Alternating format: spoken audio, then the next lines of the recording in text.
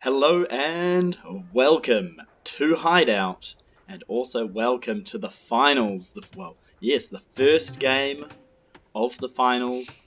Michael's Hidden Cup. It's been a long ride until we've gotten here, and we have finally arrived with Jamie Lee Ross in the blue playing as the Britons, and Judith Collins in the green playing as the Berbers. And Jamie Lee Ross already complaining that he forgot to check my key bindings. He should have been changing that before the game. That's kind of on him, but he's done a perfectly fine start. Anyway, calling me a maniac. Calling me out, buddy, in front of everyone. Very rude. Whoever Jamie Lee Ross is. Now, in case you haven't been following along, last two people left. We got Jamie Lee Ross and Judith Collins. They're the last two survivors of a best of 16. And for a little reward, they go into the finals, and the finals are a best of 5. And the first map of the finals is this fantastic map. It's called Hideout. Players start in a small little palisaded village. It's very cute. They have their 2 boar. They have a llama, in this case, llamas, and some turkeys, which means we have a bit of a what's called the New World generation. It's all jungly and very Mesoamerican.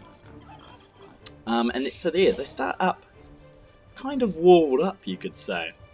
And in the centre of the map is a lot of wood, and you can see the way that the squareness of the bases kind of come together and form actually a little bit of a shallow shallow sea, if you will, which can play a role at the end of the game. We'll see how far, or how far this one takes us, whether it will be over shortly or quickly. But one thing to remember is that these are just palisade walls. They only have 250 HP. They're not that strong, and they can often lure you into a false sense of security in a game like today. We'll start off just by having a quick check of the map. I have noticed on the side of Jamie Lee Ross's base, bringing his boar there, nice and safe, nothing wrong with that at all. On the side, 2 golds and a little wood pile right here. This is really nice, a town centre next to this gold and this wood line, or even down here in this little hollow here, and then just some simple extra walls just to make the side of the map safe would be really good for him. And coming around forward, we've got a nice open, open gold and stone, just some extra resources. And then it's right on to Judith Collins' base. They're actually deceptively close on this side of the map. And scouting that early is going to be quite important. Here's Jamie Lee Ross. His scouts already arrived at Judith Collins' base. And if we actually switch to Jamie Lee Ross, we'll find out how he got there. He went around the short way, that's good, so he does know how close Judith Collins is. Very important to know that. Judith Collins' scout surprisingly idle. I would have expected her to be doing a similar thing to what Jamie's done here. Now Judith Collins' map, very different, isn't it? We don't have that lovely little wood line and double gold. Instead we got this dirty great big fuck off hill. That sucks. Oh, someone's house. Jamie Lee Ross. Oh, the house goes up just in time. Oh, there were 3 villagers building it. A little bit of a... Is he going to get it? Yeah, it's not the worst baller in the world. This straggler tree in the way. Typical Jamie Lee Ross style, going for a straggler tree or 2 before going to his lumber camp. Whereas I expect, yes, we had a nice standard lumber camp start by Judith Collins. Very clean meta play by Judith. Already some villagers on the berries, and if we look at the villager population, we have 17 for Judith and 15 for Jamie Lee Ross. He's trying to get some early damage on one of these palisade walls. This is probably just to be annoying, but he also could be setting himself up for a small advantage in the feudal age, where he might be able to run in some extra army. No, just being annoying. Back to this hill. This is terrible. If Jamie Lee Ross could get a ford, maybe in the feudal or castle age here, a couple of archer rangers and a tower, it would be a great staging point, and it'd be very hard to remove him from that if he got set up there quite well. On the other side of Judith Collins' base, however, lovely little stone and wood, and a town centre here is what we should be expecting to see as soon as Judith Collins hits Castle Age, which will be very important. Second board done. A little bit of idle time there from the Jamie Lee Ross as he sets up his mill. All of these villagers are going to go off. They've become hunters, and I suspect he's going to go after this deer. No, half and half. Some to the alpaca, some to the deer. Not a bad play there. 19 villagers to 21 villagers. The Berber player maintaining that 2 villager lead, and also has got loom. So both players, I believe, yep, they both have loom. now's probably as good a time. Well, they're just setting up these early economies, getting to the feudal age as Jamie Lee Ross has just clicked up on 19 villages, very, very quick.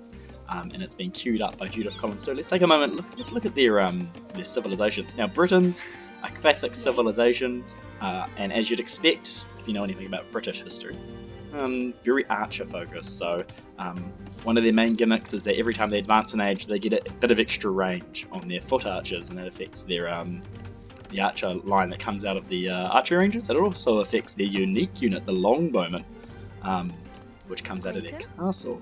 So that's almost certainly an archer or archer-derived play from Jamie Lee Ross's game. Britain's very, very known for that, and it's unlikely he'll go for anything else, especially early on. Although, don't be surprised to see potentially man-at-arms or even champions in Imperial just to help get those numbers up. Here's a sneak villager from Jamie Lee Ross at the edge of the map. She's got her stick. She's looking for sheep, but there's none out here, and a wall. It's a very ambitious wall from Jamie Lee Ross. He's clearly wanted to keep the stone on the inside. If he had scouted just a little bit further ahead, he could have done there and there, and actually would have been quicker and cheaper to wall that than it would have been to do all of this. This will take a long time for that villager to make, relatively speaking. Back attacking that little wall again. He's just trying to get some hits, and you know what?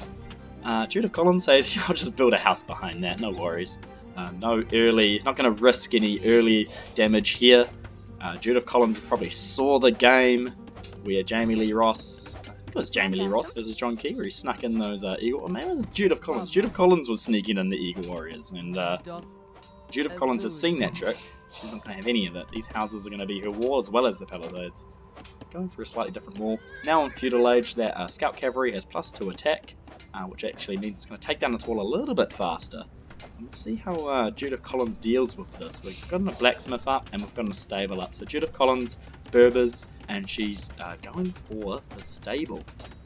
So Berbers are typically a cavalry orientated civilization, and you'll expect to see obviously knights, light cavalry, and the unique unit is a camel archer, which is very cool.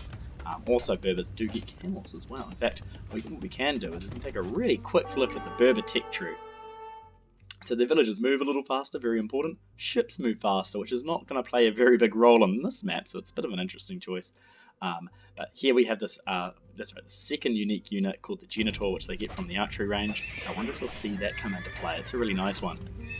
But most likely going for the cheaper stable units here.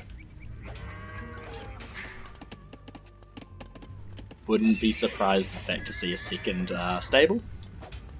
More in farms, very good. And a fast castle from Judith Collins. You can see she's done a very good build order here. Fast castle on 26 vills is actually reasonably impressive. And going up at about the 13.5 minute mark, just repairing this wall, taking the time, making sure there's nothing too weak. And Jamie Lee Ross making palisade wall corners. Bit of an interesting move there. He's definitely got this side walled off. He's happy there, and I'm surprised he doesn't wall this off here. This would be my next step if I was him. Judith Collins definitely going for a play, probably of knights, I would say, and a little bit low on wood at the moment because she's trying to add extra farms, so it's a bit difficult balancing this economy. In fact, but I wouldn't be surprised to see another stable. Now Jamie Lee Ross, he is Britons, we're expecting archers. He's got his black barracks up already. He needs that to make an archery range.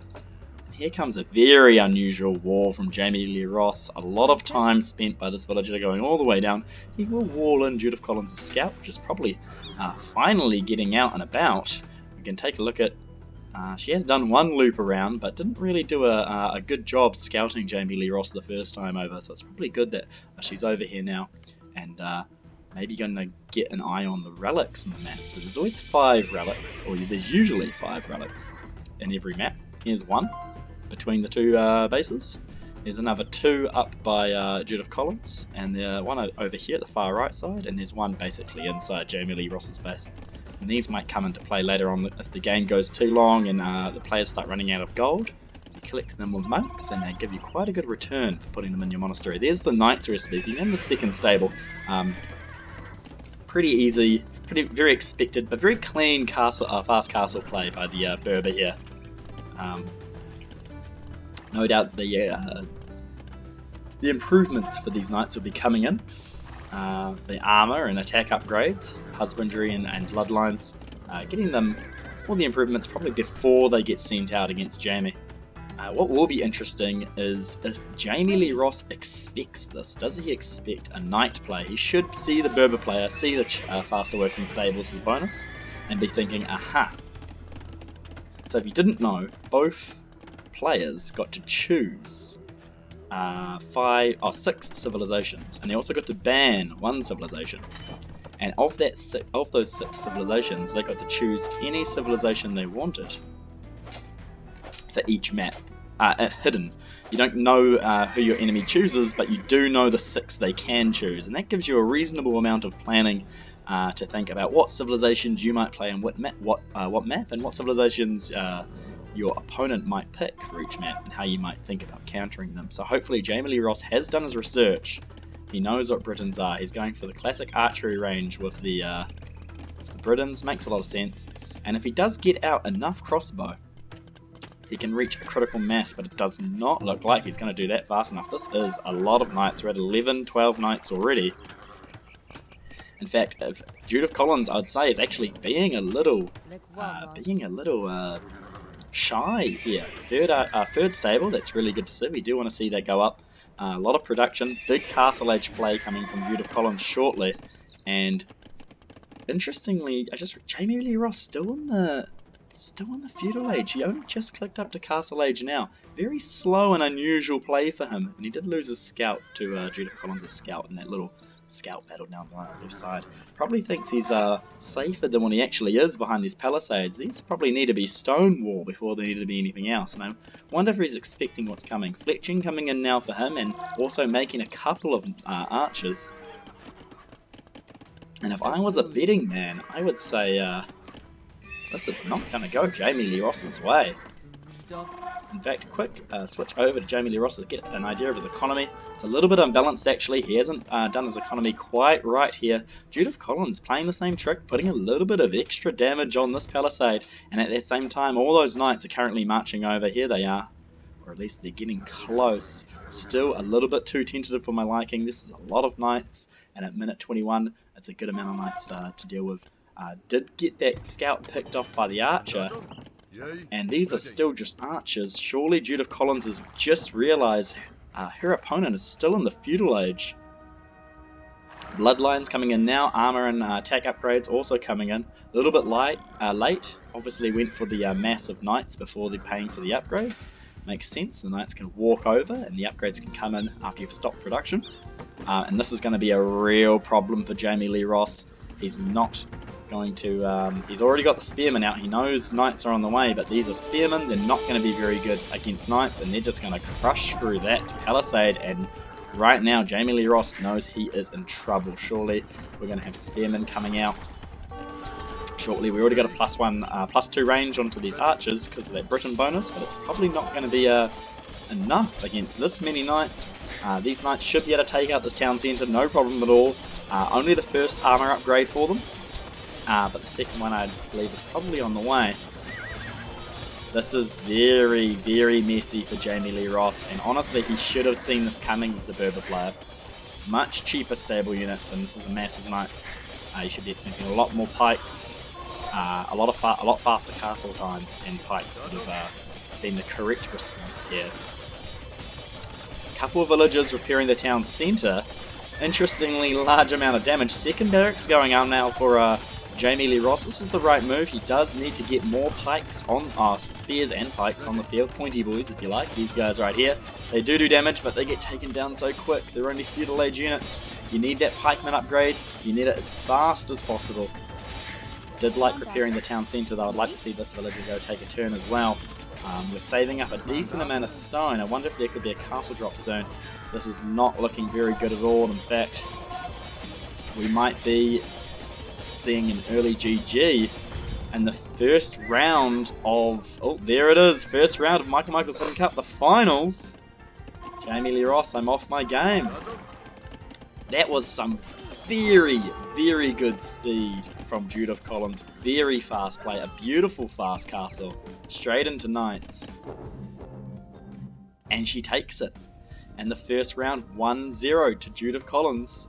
And with such a dominating performance too. We've seen Jamie Lee Ross play very, very well throughout this series. And I do wonder how it is going to go after seeing a performance like that from Judith Collins. That was so well played. Such a beautiful fast castle. And obviously practiced and also well researched there by Judith. Knowing this of potentially not expecting, or maybe expecting the British matchup, but definitely not worrying about it too much by going into knights there. So very well played and very clean execution of that build. You'll notice Jamie Lee Ross's current resources, 1,000 gold in the bank and 400 stone, and that's too much gold to be floating. He could have had a larger mass of archers perhaps, and definitely should have had crossbows by that point of the game, whereas Judith Collins, all the resources, nothing's over 500, and that's a very comfortable place to be in. A little bit of excess gold, but that's probably good, knowing that you could amp up your farm economy and maybe go to imp early if you had to.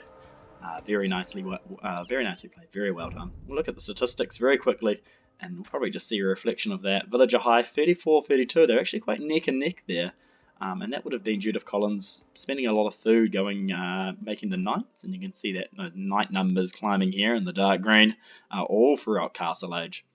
Definitely taking too long to put the pedal on the gas. Jamie Lee Ross needs to get to Castle Age a lot earlier. Performing a fast castle build on that kind of map is very expected, and getting those famous British crossbows out. Those British crossbows could have really one hit and done a lot of damage to the knights if they were in the right numbers. Again, beautiful Castle Age time by Judith Collins. And back to the economies, Jamie Lee Ross, a good amount of wood and gold. He definitely had the resources to make archers. It's just surprising that he didn't put the pedal on the gas fast enough. Or stone wall for that matter.